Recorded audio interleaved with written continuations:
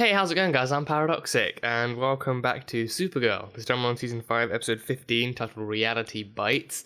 And last time, what did we have? We had an episode with like what was it? The bodyguard. We had the bodyguard, and Kara was the bodyguard. Kara was assigned as Andrea's bodyguard after an assassination attempt by the widow of a former Obsidian North employee, the guy who missed his home planet and tried to kind of relive those experiences through VR, but then he stole his VR lenses, and so he was fired for that, and then that drove him to suicide, and then the widow used military grade tech to amplify her own powers and to try and kill Andrea for it, and then Kara stopped her in the end, so that was that.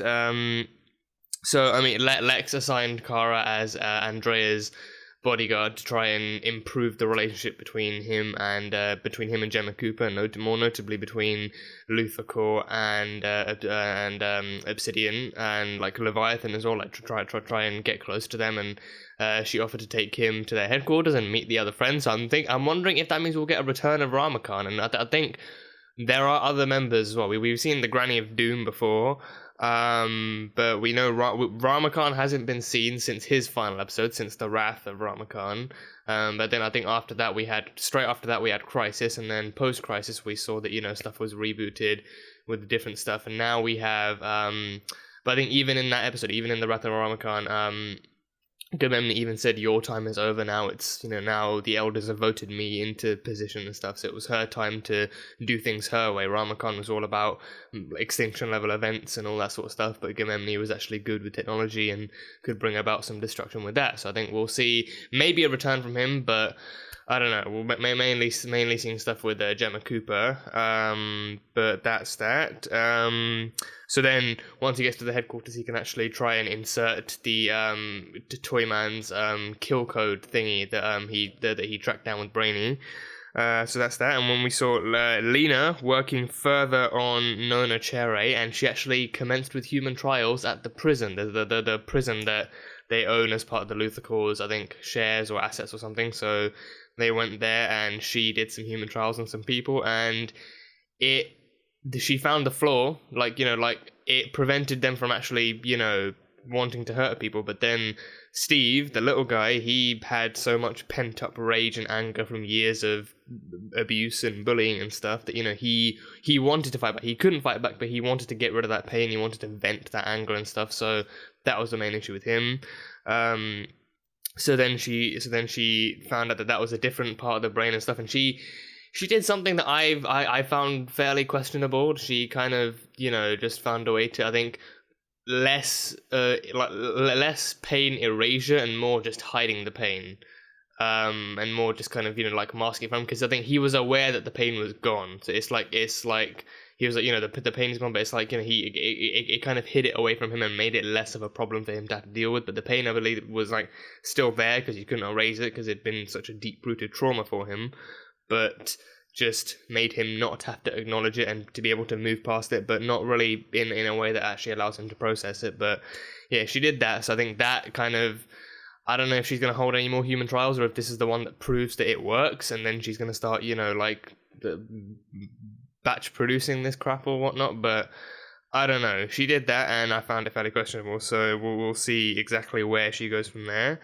Kara agreed to date William. She had some further contemplating throughout the episode, and she agreed to say yes to William. So she met up with him after the Catco attack and agreed to go on a date with him. So I think we'll see him and her going on that date this episode, maybe, see how that goes. And I don't know, I guess I'm wanting to see how it goes, but I don't know how exactly they're going to pull this off, if it's actually going to be something that feels organic and works, because I think, yeah, given the way that they started, pre or post Crisis, I don't really think. I think them dating now is just kind of like too much of a rush. I think we haven't seen enough of them being together as two simple people, to actually justify a relationship being there. He likes Kara. That much is clear. But then Kara being with him and actually liking him, I think this is something she's giving a try, which it's reasonable. She's willing to try, and she wants to give it a go. But then, yeah, I don't know how they're going to pull it off, but I guess I'm willing to see. I'm curious to see how they actually write this out and make it, you know, like relatable or just organic more than anything. But we'll see. We'll see how that goes. Alex had a new weapon. Alex was working with Jean for the first time after having resigned from the DEO, and she was working her own thing, and she had trouble with that. She had trouble not like, you know, not being the director anymore, not being in that kind of position of leadership and actually knowing what she's doing and knowing what she wants and stuff. So she had that kind of issue. But in the end, like, you know, she got, you know, as per usual, she got words of advice from Jean about actually, you know, just allowing this kind of transition to happen and just giving it time and space. And he even helped her out, giving her a new weapon, because she had to give up her gun. Her gun was a DEO gun, so she had to give that up to the DEO when she left. And she even expressed kind of, you know, distress at that, like it was the first time being out in public without her sidearm. But then he got her a new weapon, which I think it was, he said something in Martian, and then they said it translated to like Hand of the Soldier, I think, yeah. So something like that, and it was like a shape-shifting gauntlet. So it wasn't just a gun; it could translate. It could actually shape-shift to anything. Like she shape-shifted it to a knife, changed it to a like knuckle braces, and then a gun. So I think she could do it like if she wanted to go up against some bad guys with a sword, she could go up against them with a sword, or even like an axe, or like a hammer, or anything. I mean, I don't think it's going to transform into Mjolnir out of nowhere, but whatever she wants, it can do that. So, I mean, I wonder if she actually drops it, can she summon it back again? Like, I mean, because it transforms from the bracelet into the weapon. So I'm wondering, I mean, so she's obviously going to have the bracelet around her hand, around her wrist, and then it transforms into whatever. But then if she drops it, can she summon it back? Because she could do that with her DEO gun. She had that in her suit. She, like, if she dropped the gun, she could actually summon that back again with magnetism and whatnot. So I'm wondering if this will have the same thing. Because then if she actually does transform into a hammer, she throws it and then summons it back. That would be cool to see. But she's got a new weapon. That's the point. She's got a cool new weapon. So she's working her way back up again, and she's giving it some time. So it's going to be cool to see how she settles down into this. But yeah, that's pretty much all I have from this, from the last episode, so episode 15, Reality Bytes. Let's see what's happening. End simulation. End simulation. He can't get out of the simulation. Your fail-safe failed. Really? This is the first time I've Must be a bug. it, but your experience... I can handle his exit interview from... Oh, it's the Granny of Doom. No. It's the Doom Granny. No, she's with Leviathan, and they've got their grubby mitts all over Obsidian tech. Present day. Oh, a Dominator! Enough time. Oh, Dreamer taking down a Dominator. That's cool. You're welcome. Director Docs. Thank you. Director Docs. Is Dreamer working for the DEO? Or you can. Jeez. Is there any chance of them getting back together? Is that ever gonna happen? What's the emergency? Cancel it for me? No, Blue. I will not. And blue. Always go with the blue. You know this. I know. Blue is definitely her color. It's been 2.5... You wanna see? Can you transform it? Can you transform it? Right? Boom. Oh. Ow, God, Oh. Oh, so the Think bracelet. you know what I'm thinking, Ah. but it's being very stubborn. Oh. So it still fits on her hand then. Yeah. But if you sit on this couch crying over that weird little man for one more month, you're gonna develop permanent moat face. The weird little man. Wait, you haven't met him yet? Well, not physically, but emotionally, it's like we've been together. You've been together for 3 weeks and you haven't met him. That, I don't know. What? How? All right. Wait, she went with the purple? What? I thought Alex had blue. Yeah. Oh god. Oh yeah. There's luck. The whole holes in one. Yeah. Whoa. I have to go to the bathroom. Whoa. Don't take too long. What was that? 80 minutes. Your favorite time of day is on a yacht at sunset. Wait, what? At least that's what you told me in our first Upswipes chat. And That's Angus? would you do that? He doesn't look like the picture. Whoa. Whoa. Your boyfriend did this to you? Only pretended to like me. Oh, Jesus. Targeted me. Oh, This Christ. message to Dreamer. A message to Dreamer? The world doesn't want a trans superhero. So crawl back under the rock you came from. came from. Or I'll keep attacking people like you. Do not hesitate to call if you remember anything that may help us. That's fucking horrible. That's horrible beyond words. And when we do, I'll bury him. Yeah. Look, I Crap. Sorry, I know what? this happens more than you could possibly know. And there are guys just like this jerk out there who want to hurt us. No, this guy is over. Okay, look, as angry as you are, I don't think that's the right path to go down. I think succumbing to anger is not the way to go. You're hurting right now. Just give us a chance. You have to be the hero. That won't work if you're lashing out. Oh, God. Oh, God! Whoa, Alex bot? Oh, is this training? Oh, this is training. Must be like some kind of hologram. Okay, Ollivander. Is there any kind of like instruction? Dreamer dominates dominator. Nice alliteration. Yeah, located somewhere in virtual Las Vegas. And we figured that Trevor Virtual must have Las been cashed from Vegas, him because damn. There's no paper trail of him anywhere. Inside Obsidian Platinum, there are no rules. Great. No rules? What, surely you can't just wreak havoc in there, right? There's like Just remember, safety measures against if that. you need to come out, Can you interact if with like for some other people reason using it at the same it gets too time? intense Can and you like can't share sit their down, virtual the experiences? program will launch. Whoa. Oh. Oh, is that her in a super suit? Whoa, that's Did you find cool. Virtual Las Vegas? That's cool. Oh, her as a mother. I got it. Hang on. Her in flannel. Oh, and she's in her suit. She's in her DEO suit. What are NPCs? Non-player Yeah. characters. AI Any to gamer will populate the know. world, Any not gamer actual will know users. that. They won't know much. I don't even know their avatar. What are the specs on that system? Oh, water cooled, liquid cooled. Cool. Whoa. It's like when Rick Malvern tried to drown me. Oh God. Oh, Alex, you gonna be okay? Oh, does she still has PTSD from that, doesn't she? This. If you don't break through those tanks right now, They could suffer brain damage. They've been in there for ages. How's it not happened already? Oh, a baton. Okay, that'll work. Let's go. Let's go. Break that code. Break that coded glass. There we go. how well do you know him? He's new to the group. I need to get to him before it's too late. Yeah, Richard sounds like the prime suspect to all this stuff. Sorry, Kara. No, Now wait. it's time to do everything in my power. She's creating an Upswipes account, looking for a dream date on best friends. Oh, oh, she's gonna lure the guy out. Because Trevor was having a virtual affair with Richard's wife. Oh, you've got to be kidding me. Yes. I know, and I need to have a conversation with Andre a about virtual unintended affair. uses of Obsidian Platinum. I sincerely hope having snow cart rides is all they're doing in the virtual world. A key, yeah, a key made for that door, a master key. Kelly, can you Oh, hear me? Alex? oh, there's no Alex, are you contact. there?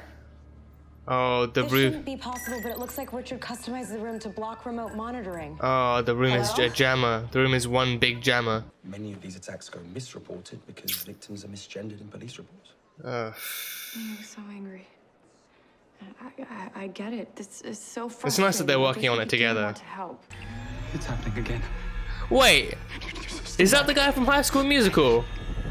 I don't know his name, but is that the guy from High School Musical? I think. Whoa! Trevor? Oh, oh no, Alex, come on, Alex, no.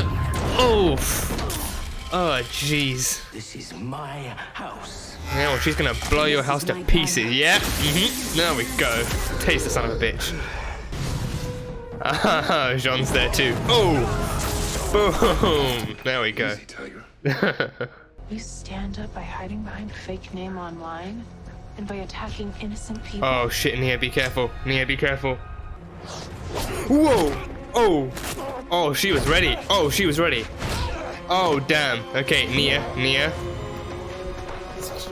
just hold the reins in. No. Oh, jeez. Oh, Christ. But heroes are supposed to be virtuous and honest, and here you are. Why? Oh, yeah, you're the fucking poster boy for honesty, aren't you? Your sense of self is so shaky that anything outside your narrow worldview threatens. Okay, Nia, I hear cracking. Be careful. Nia. Don't. You feel like you're the only one protecting your community, but you're not alone. You have Kara. You have Supergirl, yeah. You have William. You have Alex. And John. And Kelly. Yes, even Brandon. Brainy. In this Yeah, heart of even hearts. Brainy And still maybe we loves all you, should yeah. have opened our eyes. And now we will all have our eyes open for people like him. Kind of feel like that should have been the case from the beginning, but still, the point still stands. The point still stands.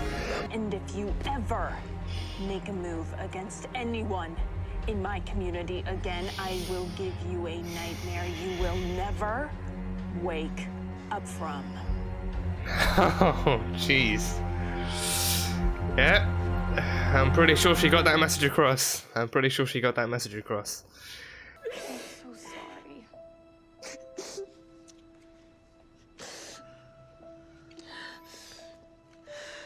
I love this though, the support and the relationship between Kara and Nia. Like, that's always been pure and solid since day one.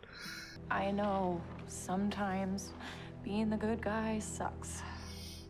Especially when you know how easy it would be to just get rid of someone so vile and full Yep. of hate. But hey, That's part of what being the hero is, taking the high Not road, doing that. being better than them. that is what makes us different from them. You saved my life. You did that, Alex. Drink. You did that. This is Kelly. She's kind of part of it too. Well, that's amazing. I believe you'll find some leads to your cold cases in there. I don't know what to say. The DEO Thank you. takes threats against our sister superheroes very seriously. So now you can actually crack down and actually start helping the trans community better. Oh, still not working. I can make you do anything in the virtual world. What is it? Is she okay? Is the mother okay? Mom just called me. They found Dad. Jeremiah? He's dead. Jeremiah's dead? How? And what? Oh, she gonna pull some crap. She's gonna pull some crap. Whoa! Oh, Bates ain't the only one. Richard isn't the only one. Whoa. Okie dokie. Okay, no, first, that ending that, wait, Jeremiah's dead? I think, yeah, I know who he was. He was played by, one of the super dudes, one of the Supermen, Dean Cain. Yeah, I remember, I think, when was the last time we saw him? I think he was introduced when Cadmus was still a thing, and like Lillian Luthor was like out and about running Cadmus, yeah. And like we had Cyborg Superman as well, like the Hank Henshaw guy. Yeah, I think we last saw him back then, and then he was still around when Mon-El was first around, like so season 2 times ish, yeah. And he was around when Maggie was around. He definitely met Maggie, yeah. Damn, but he's dead now, like off screen as well, like an off screen death. Damn. Okay. I mean, I figured we'd at least see him one last time before he died, but I guess this is what they're kind of translating that into. Oh yeah, you sure you can see him? Maybe his dead body in a coffin, but damn, he's dead. Okay. Yeah, wow. I mean, when the mother called, I can't even remember what I can't remember what the mother's name is. I think Jeremiah and not Helen. It's Helen Slater. She's played by Helen Slater, but the mother's name I can't even remember her name. It's been ages since we've seen her. But the dad, yeah, I think we saw him last time then, and I think Alex let him go. Yeah, I think she had him at gunpoint, and she really didn't want to kill him. But he was a double agent for Cadmus. Anyway, he was working for Cadmus the entire time. So she let him go in the end, and I think it was one of the reasons why Jean wouldn't let her work the case, because she was too emotionally attached. But yeah, damn, I didn't see that one coming. So he's dead. I think. What I mean, I guess maybe is that they hadn't used him in so long, so maybe now instead of I personally didn't see anything, but I'm guessing maybe people questioned as to why he wasn't showing up anymore, or why he wasn't around. But I mean, I don't see many people asking that. But I guess there's this saves people from asking that, like, oh yeah, well, I think, you know. But then why would they not bring him back though? Especially if they were gonna kill him off, then why would they not bring him back?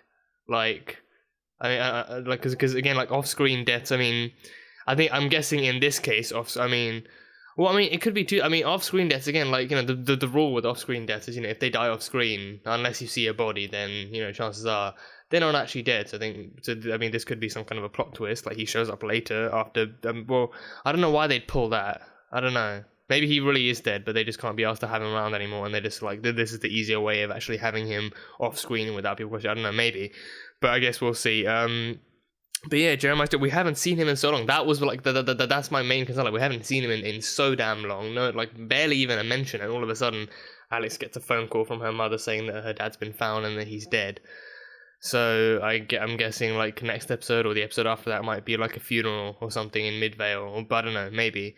But yeah, I think, is he really dead? Like, I don't know if they're pulling a red herring or if this. I mean, because again, it wouldn't make sense if they're just trying to just get people to stop asking about him and they're just cutting him loose, but then without any actual motive for it, or without like a like a decent enough explanation. Like, was he killed by an alien? Was he what happened to him? I don't know. Again, I'm assuming we'll find all of that. This is just like the main reveal. Like, oh, Jeremiah's dead, so let's just go with that. But yeah, so that happened. But damn, this episode, wow, undoubtedly a very, very emotionally heavy episode, and a big kind of representative episode for the struggles faced yearly by the trans community. And I think it was really not. I think we haven't had a Nia-centric episode in so long. We haven't had a Nia-centric story or episode in so long. Something that actually develops her character, and this did a fantastic job of that. And hats off to Nicole Maines. Hats off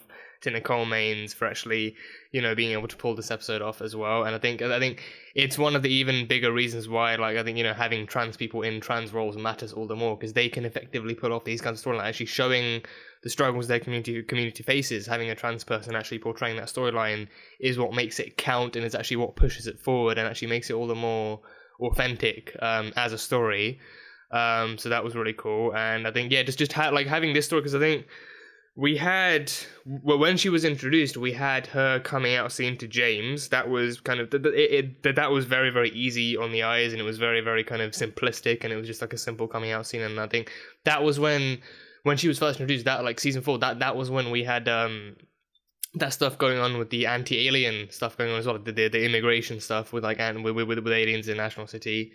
So she had her own, like, her being half alien as well, she had her own part to play alongside Kara in that. And Kara herself was kind of, I think with that season, the way they explored that with Kara, like, she was kind of new to it as well. Like, she hadn't experienced much of it, being sheltered and having been a closeted alien pretty much. And even now, like, she is that, like, they know Supergirl as an alien, but Kara Danvers is Kara Danvers. So yeah, that was cool. And then with this one as well, like with Nia, I think with this one, I think we had the other episode where she went back home with Kara. Yeah, she went back home with Kara, and we had like that was something that kind of put together a mixture of her kind of her story becoming Dreamer, and also her being a trans woman as well. That kind of meshed those two together, and actually having her pick up that mantle and actually exploring more of what her powers were and what they mean and how it's passed down and stuff. And then her sister coming into the mix also, that was like a nice push forward. But this one, I think this one is all the more interesting because it actually explores her trans identity, inside of her actually being that kind of a superhero. She's a trans superhero. That alone is a very, very big thing to have to uphold, and it's a very, very big thing for the trans audience of the show to actually look up to as well. Like having a trans actress as well playing a trans superhero as well. Like that's just, again, it's just like it's all in the authenticity of that.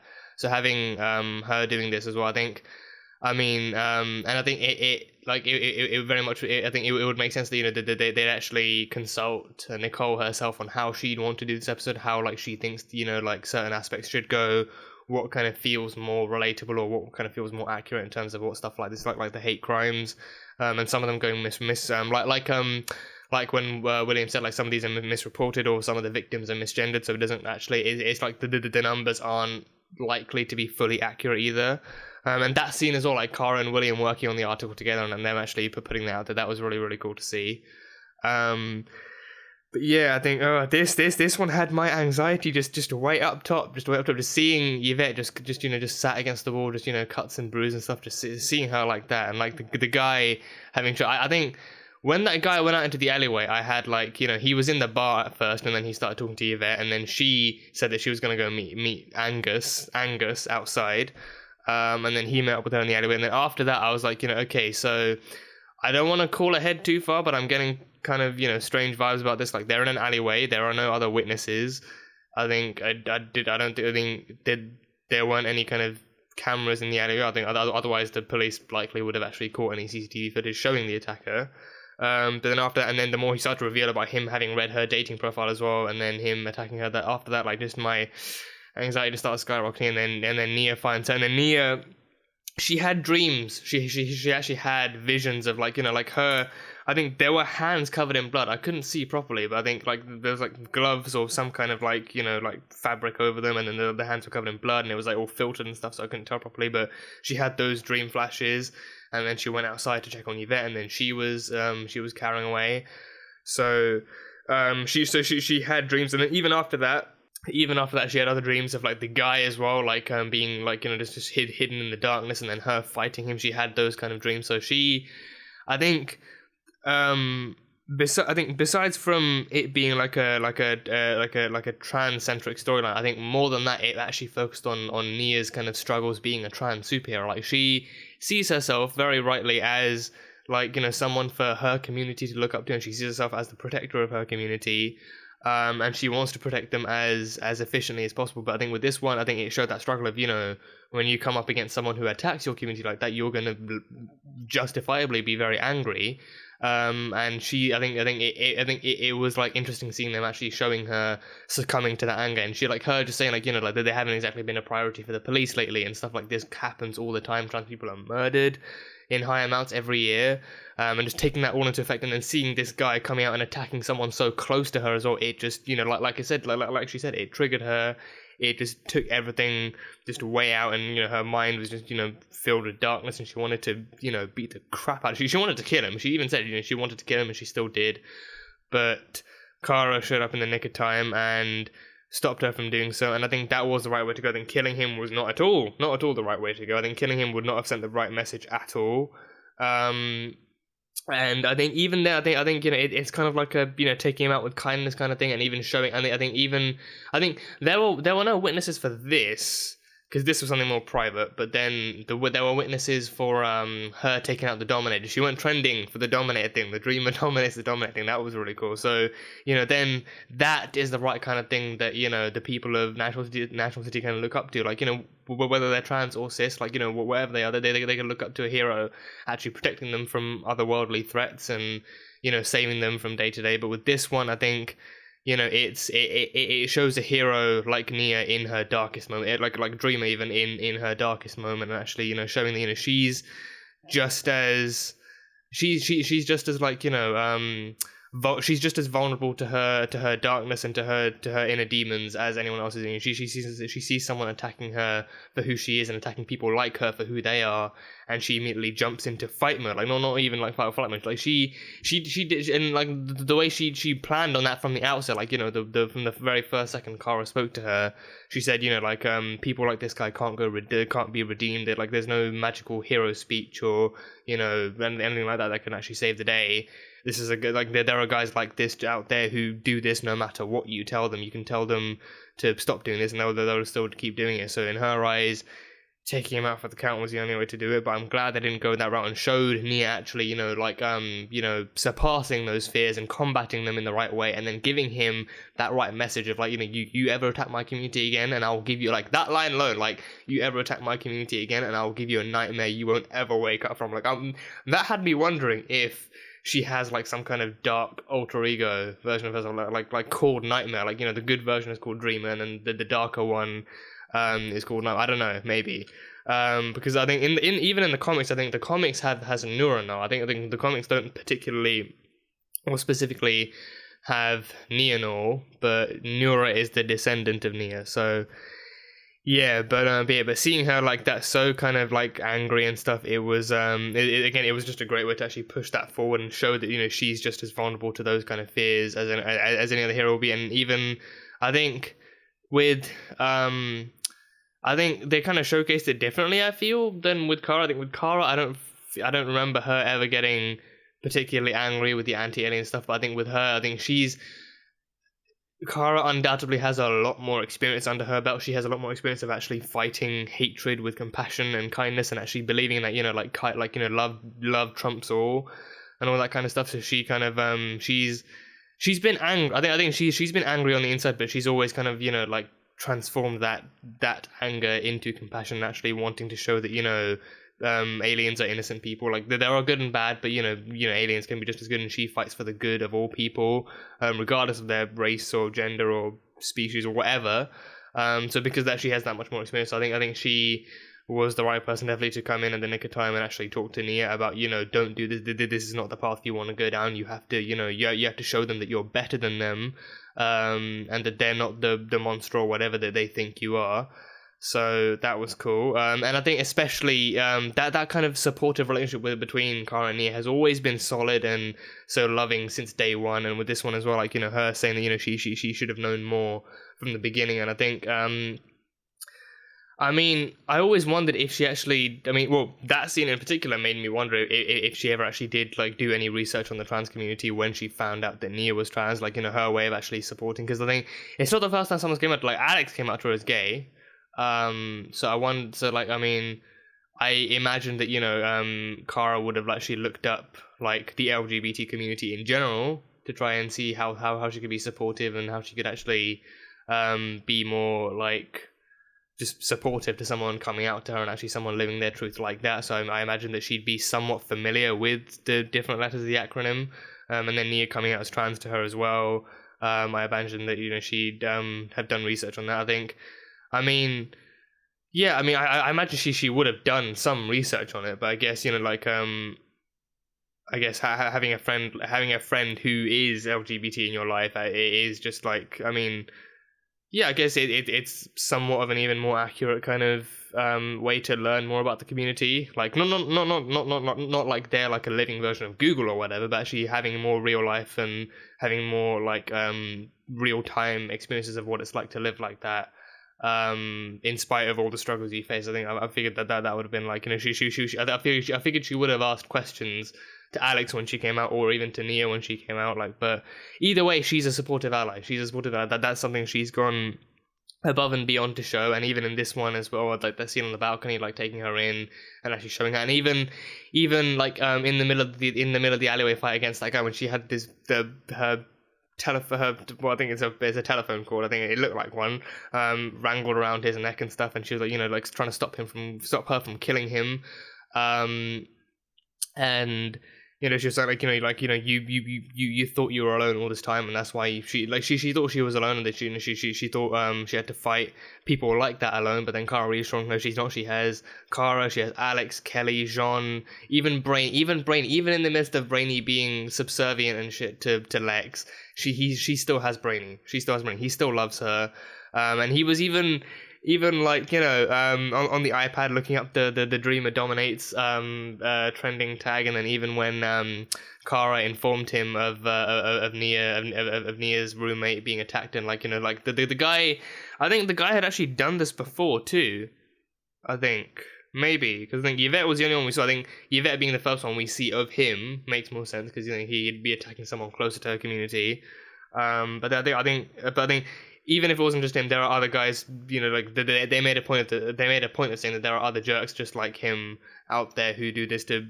tons of other trans people, and that's why the murder rate for them is so high, especially given that it's underreported or misreported too.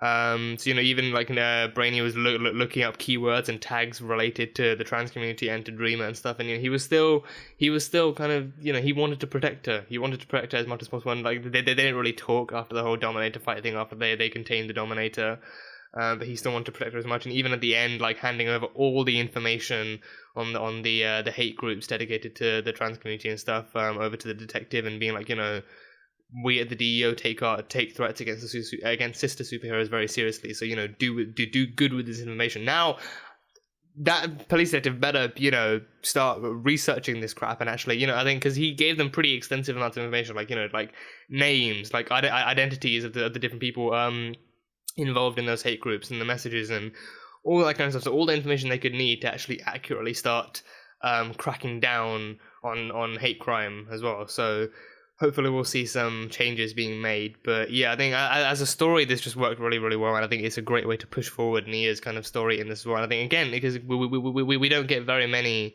storylines with Nia alone, like whether it's to do with her being a superhero or with her being trans. So again, hats off to the writers for this, and hats off to Nicole for actually pulling this off so eloquently. But yeah. And in terms of like allyship and whatnot, I think it was really, really cool to see Kara and William on the front lines of that. Like, especially with writing the article, like Kara was actually, giving advice, like, I'll put Yvette's quote on the top here and put this there and actually underline this here, and like and like William knowing his facts too. Like knowing that like the reality of trans hate crimes are probably even higher than what the statistics say, because they often go misreported or the victims are misgendered, so it's not accurately represented and stuff. So him knowing his facts too, like him showing that he's an ally, that was really cool to see. So I think it's important to show that that there are people who stand by trans people and people within the entire LGBT acronym and the entire group, and the allies are there making their stand and actually showing that they're willing to support you and stuff. So that was really cool. But yeah, going forward, I think like it's gonna be interesting to see how Nia gets perceived in the media now. Actually, to be honest, I don't really think that much is going to change. Because I think we saw this one guy who kind of who is admittedly one of many, but this one guy who targeted Dreamer simply because of that. But I think I think this in particular, I think this might not. I don't know. Would they report that Dreamer put the hate criminal behind bars? Like, would that get reported? I think it might do, because I think I think they probably would, because I think especially if they want to show that if they want to show that that law enforcement is actually on the side of trans people and that they are willing to help them as long as they have the resources and the information required to do so, and that especially with Brady handing over that information, like I think the kind of statistics of hate crime being cracked down upon should be even more accurate now, and people should feel somewhat more hopeful that now that the police have all the right information, or at least more right information, and especially since Catco worldwide media, like they have a big kind of viewership and they have a big kind of reach, so them doing doing their own report on this as well spreads that kind of attention. So I think it just like shows that they are kind of working to build this up to some kind of bigger reception, and actually reaching out to people and showing that they are there, they are listening, and they do care and stuff. So yeah, but Dreamer, I think I don't know how much more of a gap there's going to be before they push like another one, because I think one thing I really want to see is her powers, like what more she can do, like because we've seen. So I think again a Nia-centric story in terms of exploring her trans identity is super cool. And I'm glad they did it. This was a really, really good episode to push her forward as a character and show what she struggles with and what kind of darkness she has to face. But I think another really cool thing to explore would be what her powers are, especially like showing that she is just like any other superhero, but she has the kind of added kind of thing of being like a trans idol as well, like a trans icon for the trans community within National City 2, but then showing off her powers or showing how powerful she really is and exploring that as well, I think would be a really cool thing to see. And then we had Alex. We had some stuff with Alex. She went into the VR world, into virtual Las Vegas, I think it was called. And we saw some of the stuff, some of the outlooks she had. Like there was her in a super suit, I think, like a Supergirl suit. I think it was dark. It was very different to Kara's, and she was all brunette too. She was all brunette and had like shoulder length hair and like brunette, like bangs just like Kara. And she had like an all blue, so I think like an all navy blue. So you couldn't really see the logo, but it was still a super suit. So I'm hoping. I don't know if that was just like a tease or maybe like something they actually spend an episode exploring. But I'm hoping we can see that. And then we had like another one with like a more hipster looking Alex wearing flannel and stuff, like the ultimate lesbian look. And then we had, I think she was holding like a baby, I think. Yeah, she's cradling like a child. So I think that one's like Alex in motherhood. So I think like did the algorithm for the Obsidian VR lenses actually like read what's on her mind, like all the stuff that she wants to be, all the stuff that she has dreamt of being, like a version of her that's super, and a version of her that loves flannel, and a version of her that we know she wants to be a mother. We like that's been a big character arc of hers for seasons. Since season 2, she's been able to see kids in her future, and then last season she had the whole adoption thing with Kelly that pushed them two together. So we know that being a mother is definitely in the books for her. It's definitely something that she wants to pursue. And she got so close until the girl in the last season decided that she wanted to keep her baby. So there was that. But yeah, I think that's interesting to know interesting to know that that's actually like a VR visualization of her. Like she actually, visualizes herself in VR actually being a mother and stuff like that. So I mean, I don't know if we'll see her going back into the VR again and exploring some of those options, like seeing exploring her being Supergirl and exploring her being a hipster or whatever the hell that was, or exploring her being a mother. I think that would be a really cool thing to see, exploring her being a mother, seeing her actually living that dream, and seeing if there are any actual fears she has that haven't been discussed yet or haven't been analyzed yet. She wants to be a mother, but it would still be natural for her to have fears that maybe she just hasn't brought up yet, or maybe she's just kind of in denial about, if any fears she has about motherhood, or any kind of any doubts she has. I think that would be cool to explore.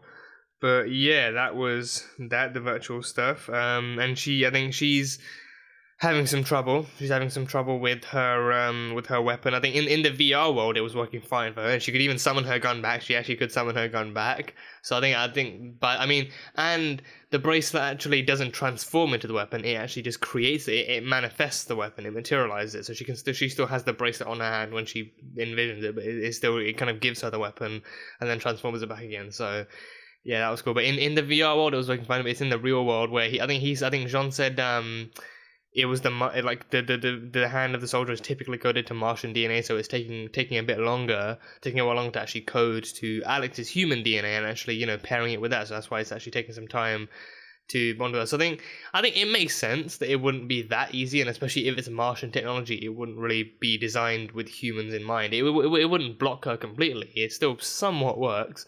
But given that it's designed for Martians, I think it's taking longer to adapt to an entirely different species DNA, so that makes sense. And I think especially that's an especially more kind of that's more of a push forward to develop her kind of new transition, and actually her not being able to actually instantly materialize weapons, and her actually taking the time, and it's making her even more doubtful that she can actually do the same things without her tech working properly. So yeah, that was cool. We had the guy, I think, Trevor Crane. Was that the guy from High School Musical? I think, let me go back and look. I'm 90% sure that was the guy. I mean, I haven't watched it since years back and stuff, but I'm 90% sure that was the guy from High School Musical. Let me go back and have a checkity check. Yeah, I recognize that face. The hair, I think he's lost the afro curls, and he's lost that. He has some kind of, somewhat clean-shaven facial hair now, but I recognize that face. That is the guy from High School Musical, right? I'm not completely wrong on that front. I think so. But yeah, that's him.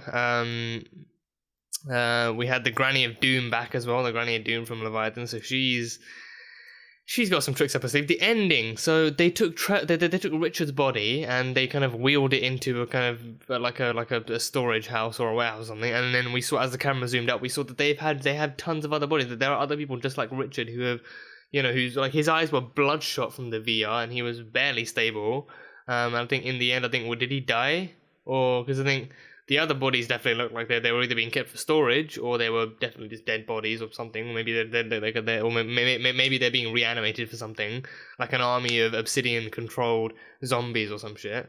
But yeah, I think she has some plans up her sleeve, and she was wheeling that in, so that happened. So we'll see what's happening with the Granny of Doom. I think we haven't seen the Granny of Doom in a while, so she's still a part of Leviathan, and she's still doing her bits. But yeah, that was cool. And Kelly facing her own dilemma of the VR being used for bad motives. I think that's a very kind of real thing to worry about. And I think I'm surprised they don't have regulations in place for that in like to begin with. Because I mean, I was wondering if they have any regulations on what kind of VR experiences what kind of VR experiences are available. Like if it's because I think we haven't seen anything inherently bad so far. We haven't seen anyone jumping into Call of Duty and just killing other people in it. So with this one, I think this is likely the first incident that they've actually kind of encountered with someone using the VR to torture someone else and keeping their body locked up so they can keep them in the VR. But yeah, like this kind of definitely prompted them to be like, okay, we have to kind of come up with some kind of system that regulates who can use it and who can't. So some kind of like, I don't know what kind of regulations are going to be in place. Like maybe mental health checks, or seeing if like like what kind of reasons they're using it for. Because then for Kelly, it's designed like her being like, I think she's like a therapist or like a psychologist. So like for her, like the main thing is to actually help people relieve their own stresses and like process their own traumas using this, and to actually help people. She wants to be able to help people as best as she can. So to find out that someone else is using that tech to harm other people is a definite no-no. It's a definite understandable no-no. And she would definitely want to combat that, especially since she said she logged that glitch in ages back, like months ago. But then now someone actually found a way. Like the guy who suffered from the glitch in the first place used it to loophole his way back into it and actually keep people trapped under that and torture them, or namely Trevor. So yeah, it's interesting to see how she's going to go forward with this dilemma and actually, ensure that the Obsidian VR is going to be used only to help people and at best to help people. But that's that. But yeah, I think it was just a fun episode. I think, well, not a particularly fun episode, admittedly, but I think it was definitely like a good episode to actually help focus on the trans community and show them, and actually bring like focusing more on the trans superhero they have on the front lines as well. Giving Nia a bit more of the spotlight and actually showing Kara helping her out as both Kara and Supergirl. Yeah, I think we didn't see much of Kara and William's date. I think I'm not complaining about that, but we saw some of the fun they were having. They were at the pool table, and Kara just one shot and all the balls were in. So she got that on lockdown. But I think it was a much nicer kind of thing to see them two working on the article to help promote trans activism and whatnot. So that was really cool to see. But yeah, just hats off to Nicole Maines. Just actually bringing this episode into the light and actually helping shine a light on the community and the hardship that they face. But yeah, I think that's pretty much all I have from this. I'm hoping Yvette will be okay from now on. I think she was so done after that one guy, and like I think she kind of blamed herself for it, and like thinking that she should know better, given that she's a trans woman of color, and thinking that she's like people under that demographic especially face even harder struggles. So she kind of blamed herself for that. So I'm hoping she's gonna be okay, and her and Nia are gonna be okay together in the future. But looking forward to seeing how Nia gets along with Kara now, even better with her Kara actively wanting to learn more and to know better and to be able to help more efficiently is actually a really nice thing to see too. Like it wasn't just her being like, oh, I didn't know enough about this, so I'm sorry about that. It wasn't her just like brushing off any better help she could have offered. Being unavailable because she didn't know, but it was like her active wanting to be like, I didn't know enough, and that's that's something I want to work on, and I want to be there for you, and we all want to be there for you, and we all want to help you. So her actually actively wanting to know more and to learn how to be a better ally and a better friend for those issues was really, really nice to see. So yeah, but yeah, Jeremiah, that whole thing, I don't know how they're gonna do this. I'm intrigued to see how they're gonna pull that off, but I guess we'll see. I think I'm, again, wondering if he's actually really dead or if this is a red herring. Because, again, I feel like we could have at least seen him one last time before they killed him off. But I'm sure there's a good reason for that. But, yeah, I think, again, it just seems weird. Feels weird. But, again, we'll get an explanation. So, yeah, that is pretty much all I have. I'm hoping moving forward we can get more positive stuff, and we can get more kind of more positive kind of limelight for Dreamer from now on, and for Nia as well, and she can actually have a much better life moving forward. But yeah, good stuff all around. So yeah, that is pretty much all I have from this episode. If share your thoughts as well. What you thought of this, what you thought of the story and how it made you feel, and what you hope to see more of in the future as well. But yeah, that's pretty much all I have from this one. So that was Supergirl, Season 5, Episode 15, titled Reality Bytes. So thank you guys so much for watching this video. If you guys enjoyed it, then salt and burn that like button. Comment on what you thought of the episode and what you think is coming up next in this season. The uncut reaction will be up available on Patreon, so feel free to go check that out. And yeah, that's it. So, I will see you guys next time.